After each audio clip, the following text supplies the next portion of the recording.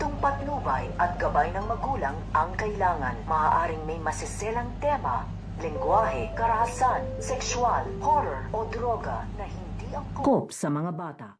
So ito nga si Senyora Bettina ay magtutungo na nga ito dito nga sa Quiapo at wala nga siyang kamalay-malay na mapapahamak nga dito ang kanyang buhay. Dahil sa pagpunta nga nito nga ni Senyora Bettina dito nga sa Quiapo ay dito na nga sa dudukutan ng mga lalaking armado. At dahil ayaw nga niya ibigay dito itong ang kanyang bag ay dito na nga masusugatan ito nga si Senyora Bettina sa kanyang mga braso. At buti na nga lang ay dumating na nga dito ito nga si Lola Tanding at ito nga si Noy at ipagtatanggol nga nito nga ni Lola Tanding ito nga si Senyora Bettina dito nga sa mga lalaking armado. Kaya nga ito nga si Senyora Bettina ay nagpapasalamat nga ito dito nga kay Lola Tanding dahil kung hindi nga daw sila dumating ay baka kung ano na nga daw ang nangyari dito nga daw sa kanya. At dahil nag-aapura nga dito ito nga si Senyora Bettina ay mag-iiwan na nga lang ito ng kanyang calling card dito nga kay Lola Tanding upang tawagan na nga lang daw siya kung sakaling makailangan nga din daw sila ng tulong.